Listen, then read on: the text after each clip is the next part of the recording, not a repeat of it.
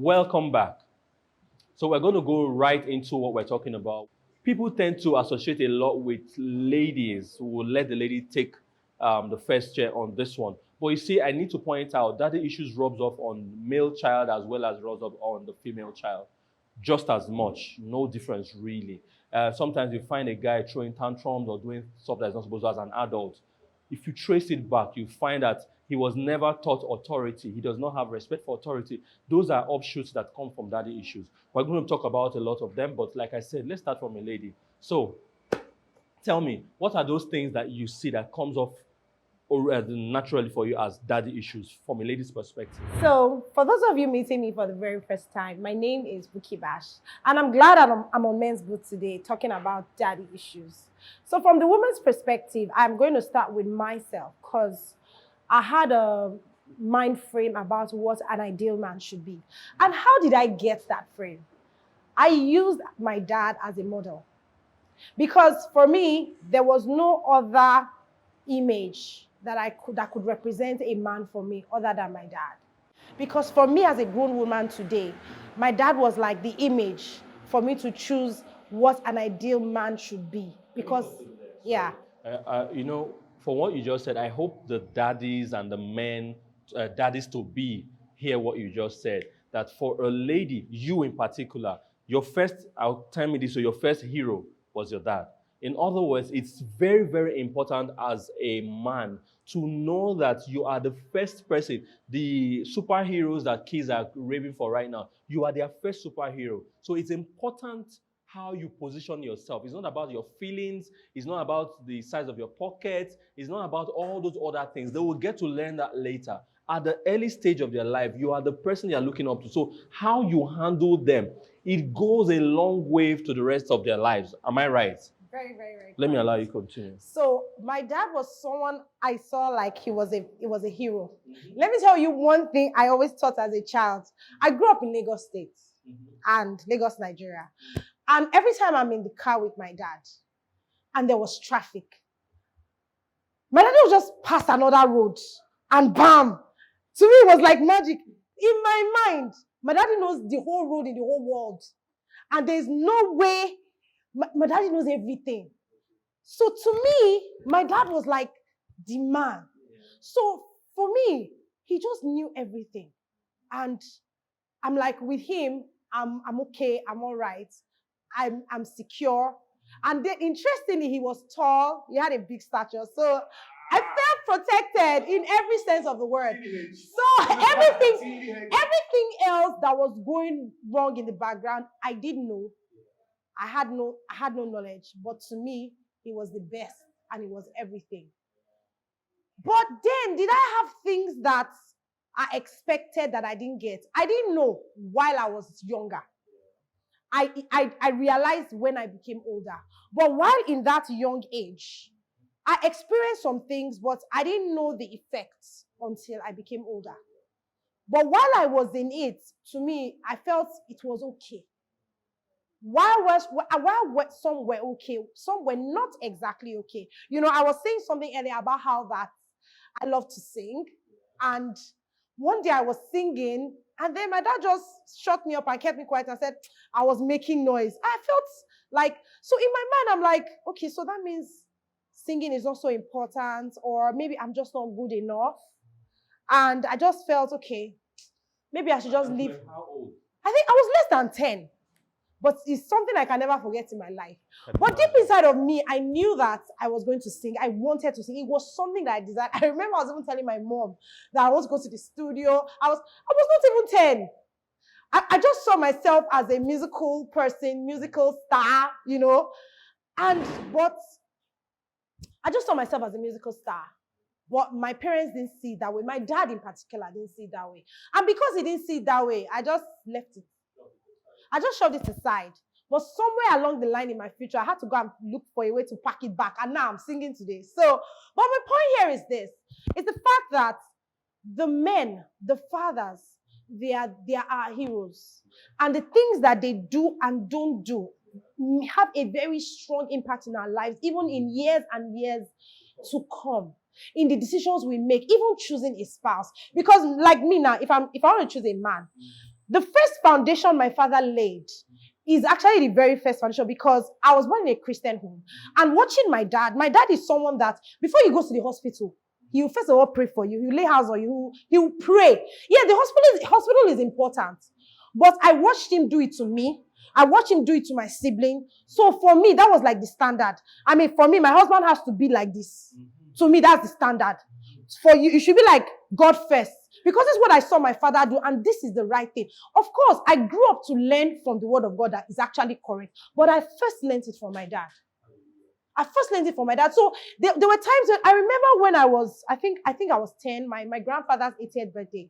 I was feeling some pain. Eventually, I was admitted in the hospital. But before we went to the hospital, it was like maybe 2 a.m. in the morning.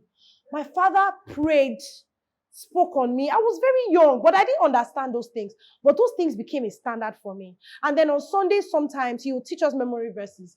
Some of those memory verses I remember till today.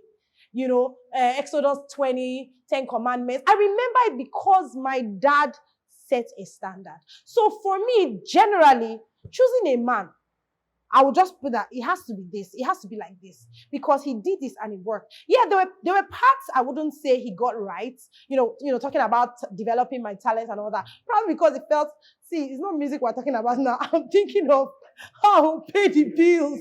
You are busy singing, you know. But then all those aspects are very, very important. So for me personally, there are things that I learned because that was the image that he projected to me.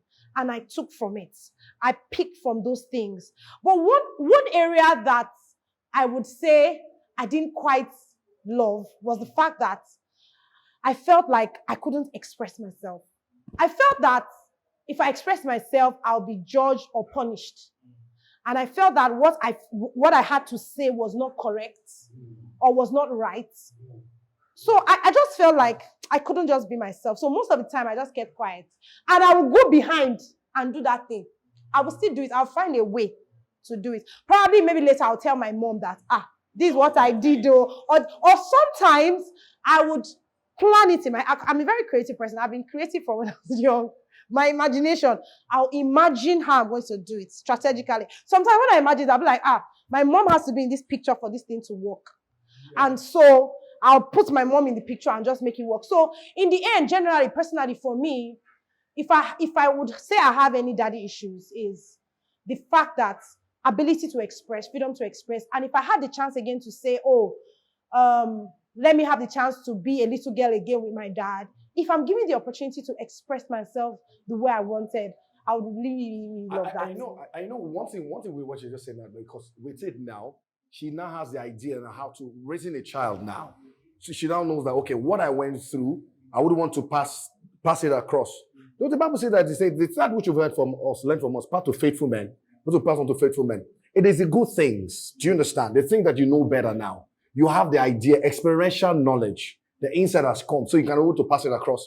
I remember that for me, my dad used to take me on some evening strolls, those kind of unconventional, things fall apart, kind of Okonkwo Baby DK, it came in for come, let's go and stroll and all these kind of things. Those for me at the time, I was watching my favorite, could be a cartoon or something. There's something by boy, follow me. I'm like, But one thing I didn't know was that it was at the end I found out what he was doing. He was indirectly molding me. Education, practically, is the leading out of innate and inborn potentialities of a child. It could be direct or indirect. So what he was doing, the formal education was school. He ensured that we had school education, but also there's some other things. My dad raised all of us in the house to the point whereby, even if someone comes to visit in the house, he'll tell you, who came to see me? And you're like, because of the question my dad is asking us, if you come as a visitor to the house, he'll tell you, welcome, sir. Is your daddy around? No, sir. What's your name, sir? Where are you from, sir? As we're asking you, we're already panning and looking at you. So we know that when you're going back, we have a book of visitors. We know that his name is Mr. Cleopas. He's from Bayelsa, or he's from Ijo. He speaks this. He has a mark on his face. He walks with a limp. So to details. Up until now, my wife also tells me, how come is that I could be in a place, except I don't want to listen, but I sit down and I want to do, I can know what's happening, I listen to details. My dad was the first person that told me, he came back one day, I was about my school, just a soldier boy. And they were just soldier boys. So he sold the idea of being a soldier. I ended up going to military school and trained to be a soldier. It was because he began to plant those things in me.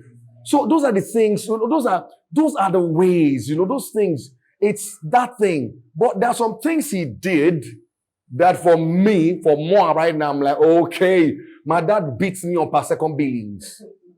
And now you're a better man.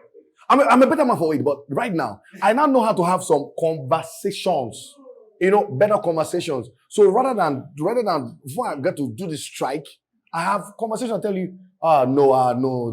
I tell my daughter sometimes, I say, baby, calm down, don't do it. But this is what it is. My father didn't have the time to get to do some of these things. The one is, I also felt for because afterwards I found out that, as a child, you don't know what they're going through. My father had a phase where he didn't have a job. He was jobless for some time some years. So there were times where he used to met out those things out of response. But it's now that when I became much older, I tell sometimes it's a joke. It is only when you begin to pay bills you understand why your father was taking fresh air in the evening outside. Okay, so let me jump on that. So I met with a friend of ours, and he was saying to me that now that he's grown, he found out that his school fees was more than his father's salary. And he was not the only one the father gave birth to. I'll just let that simmer. Let me let that settle. Imagine that scenario, right? Then a conversation with an older friend of mine, he's a grandfather now. He said to me, Sam, do you know that because I like to engage older people, I like to gain from their wisdom, see what they know now that they wish they knew before and what they would have done. So I don't have to live 70 years to get that wisdom. So I like to pick their brains a lot. So I was talking to this particular elderly man, filled with wisdom, and he said to me, you need to understand that the man I was 70 years ago or 60 years ago, or let's say 50 when I just got married to my wife, is different from the man you're seeing right now. You need to understand that parenting is one of the only jobs in the world that you learn while you are in it. There is no blueprint.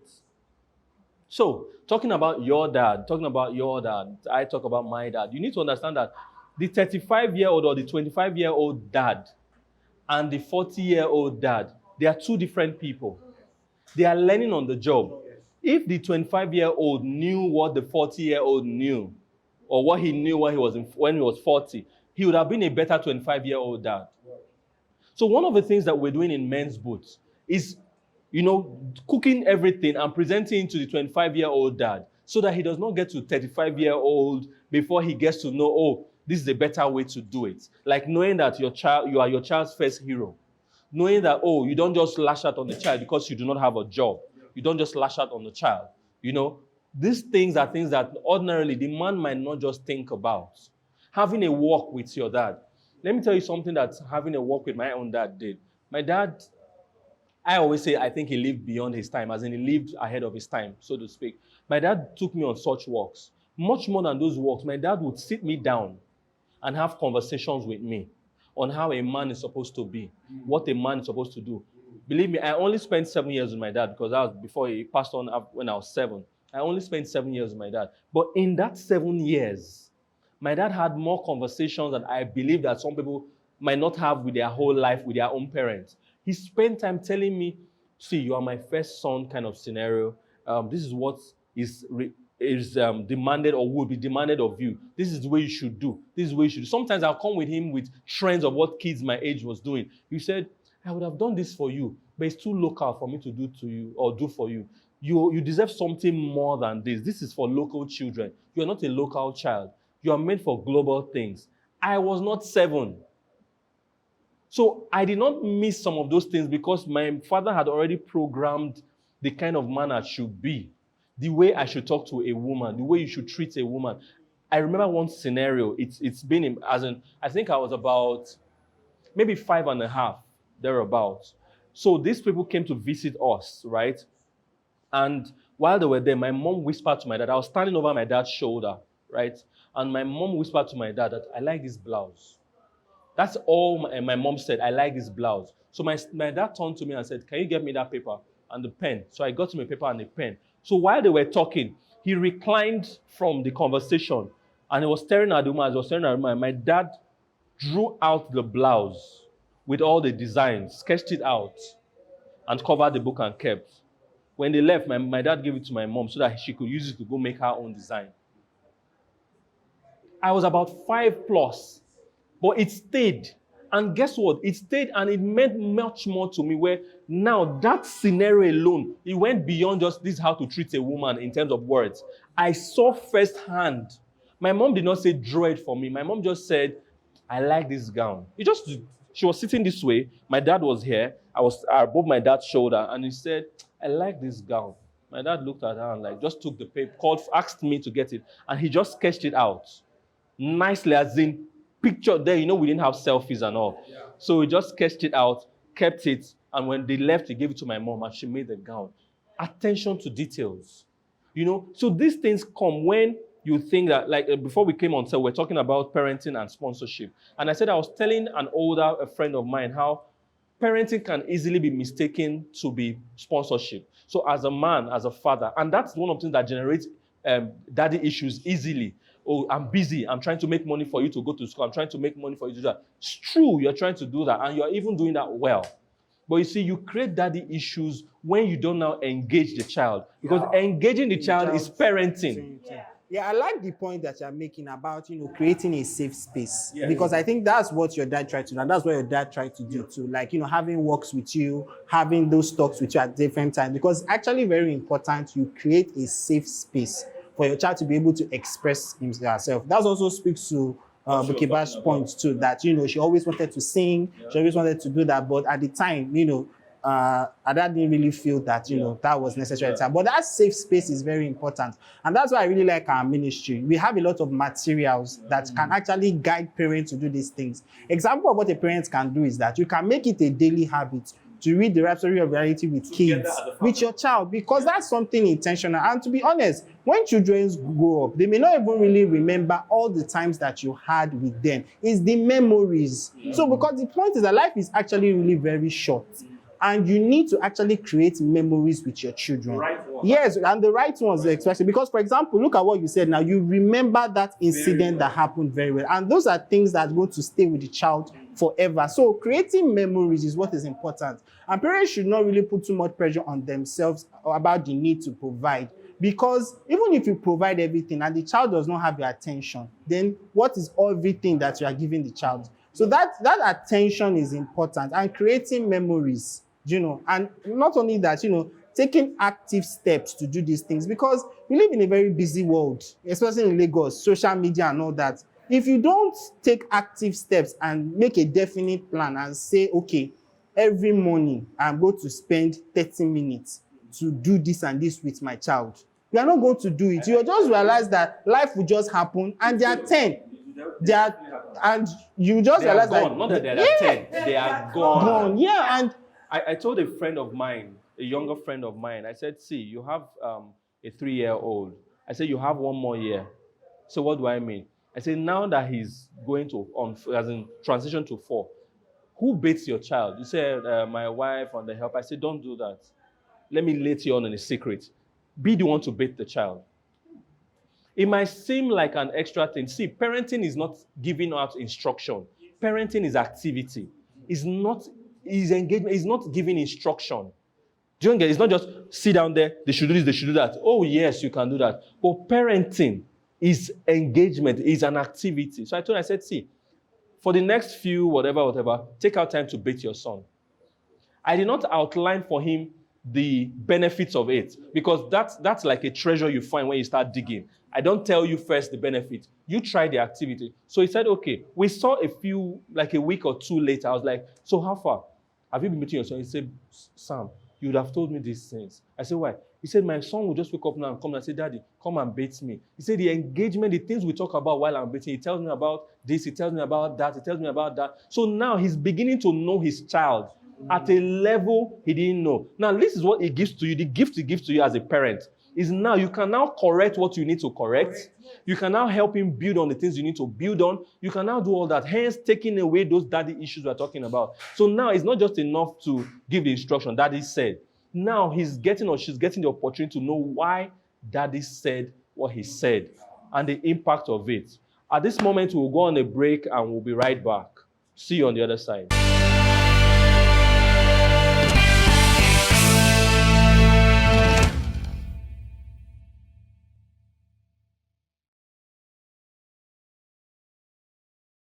Welcome back. Now, before we went on break, we're talking about daddy issues. Tell me, you want to say something? Yeah. When he was talking, he talked about the pressure to provide. And oftentimes, when people hear the word provide, the first thing that comes to their mind is financial provision. Provision goes beyond financial. So as a father, because we're talking daddy issues, as a father, the need to provide goes beyond financial. So next time when you hear the word provide, don't go financial. Don't let your mind go financial. There is emotional. There is time. There is intellect. Because there are things that is only daddy that will see it that way. Is only daddy that will say it that way. So the provision is not only financial. I understand that men want to feel like, okay, they are in charge. They can financially support the home, so they are in charge. But do you really know can you really measure the true value of emotional provision? Can you really measure the financial value of intellectual provision? Can you really measure the financial value of emotional provision? Even if you had $1 million, it will not pay. So your true worth as a father is not only resting on your ability to provide financially. And you see, as a man, every father and every man must know that the value of their provision is not what is in the bank. So this is the part I would like you to echo again. That particular line. Can you echo it again, please? That the value of your provision as a father is not in the bank. I like that. I would like to add one phrase to it. Say the quality of your provision is not the amount of money you have in the bank. The quality of it, because you see, provisioning, like you're saying, and I agree 110%, is not just financial. You are supposed to create vision. You're providing vision. You are providing leadership. You are providing structure. You are providing all these things. The least on the list is financial. Financial is the last one. I like that point so much because there are a lot of men out there today. And if you ask them, what is the reason why I'm not married? I'm looking for money. I'm chasing money. And the point is that what you have is enough because, yes, nobody is not saying money is not important. But as long as you have the basic things and you have the knowledge of God's word, that is enough to see you through. So I don't know this perception of, the society really pushing it that money is everything. If you don't have the money, your lady will disrespect you. There's no need to don't get married if you don't have the money. No, because there are a lot of things that men are supposed to provide. Men are supposed to provide security. They're supposed to provide vision. They're supposed to provide leadership. They're supposed to provide knowledge of God's word to the family. And that in a money can't buy it. So at this, perception that people always have that, okay, money is the most important thing, it really needs to change. And I'm happy we're having this type of conversations to actually change that narrative. Because a lot of men, if they've started earlier, they would have grown to be better fathers and even avoid all the daddy issues we're having now. Which kind of brings me, sorry to interrupt you, some of the daddy issues we're having now is because some men don't feel they are enough. Because they don't have enough money.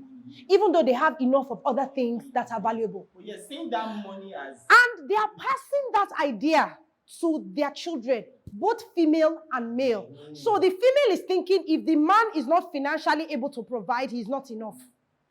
So the man is thinking too that if I'm not able to finance, I'm not yet enough. It's part of daddy issues.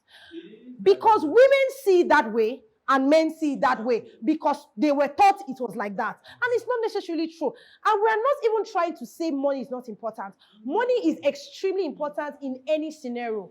But there are things that money cannot buy that they are so crucial and valuable in raising and parenting children and building a home. And it should not be, treated with levity. I think, yes, at that point now, I just want to just to chip in, that sometimes where scenarios could come up, and just hypothetically, where it could be like the father is not there with the child and all the things. I remember that I want to just say myself where I was working at a particular time. That was in 2019. I was working in Lekki and I was staying at Abulegba. That's the mainland and island. So you have to wake up. I virtually have to wake up very early. I leave the house by 5. I return back by 11 p.m. And it's just that circle. So, but what happened was that I had to stay somewhere in the island, so I come only by weekends. Then one day I came back and my daughter was just, she was 1+, and someone like, just call her like, embrace your dad. She just walked past me, ran past me like, and ran past her like, Suddenly she was 1+. yes. Suddenly, right? Yes, yes. It happened. You know that thing. You know that thing. Like, what do your Bible say? Be a like play. It doesn't happen before my verse. So, and I'm like, she just passed me like someone said, see your daddy, and she just turned. And like, I'm trying to tell like, hello, daddy, because it was for in a normal sense.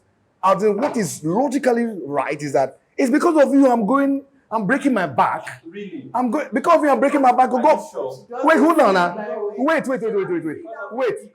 now. Wait. Hold on. Okay. Wait now. Of course, because my ego, of course, the man. Because of course, my ego, of course, because the idea now is the society in quotes. This is one thing. That's why we have to. That's what we're saying. Thank God for this kind of and the teachings we're getting from our dear man of God. Is that you do not have to measure your life based on what the society says, because the society will break you. The society can make you, it will break you. So, talking about daddy issues, you can see that it spiraled into different things. And I hope that the things that we brought to you are things that made a lot of sense to you. Being a parent, we are not trying to say it is easy. We are not blaming you for the errors that you've made. We are only saying that you have now to fix those errors. Whether you have been a parent for 30 years, you've been a parent for a year or 5 years, you always have now to fix it. Engage your children. Parenting is not sponsorship. Parenting is engagement. You engage your children, talk with them, find out how they are, find out where they intend to go to, and give them direction. You are older, so most of the experiences that they would have in the future, you already had. So you are living, in a sense, in their future. So be that guide, that guiding light to help them navigate so that they don't spend 10 years to learn something you'd have taught them in 6 months, so that they become the best version that they can possibly be. Thank you very much for spending this time with us on Men's Boot. And from me, I will say, see you later, but I'll let the rest of the crew also say thank you and bye-bye. Thank you so much for being with us. Thank you for spending time with us. See you another time when I get the chance, because this is Men's Boost. So I'm just here as a guest. But thank you for having me. It was really, really nice being on the show. Thank you. Yeah, it was such a interesting conversation, and I'm happy that I got the opportunity to make a lot of these contributions. I would like these conversations to continue because, like I said, there's a lot of work to be done. There's a lot of things that people need to know. And I'm happy that I get the opportunity to put this information out there. And I will encourage people, don't let this stop here. Like we said, go and seek knowledge from God's word. And that also speaks to the importance of meditation. You need to constantly grow, meditate, so that you can be the best version of yourself. Yes, but for me, in saying my thank you, I want to just quote what Solomon said. Solomon said, "I was my father's son," and that's one of the things. That's why, because his father told him, wisdom is a principal thing. And because of the teaching, when he was given the blank check to withdraw, he only asked for wisdom. It means that you can be deliberate in doing it. It's an act, it's an action, put everything together, and by God's Spirit, we're going to raise the best of God's children everywhere.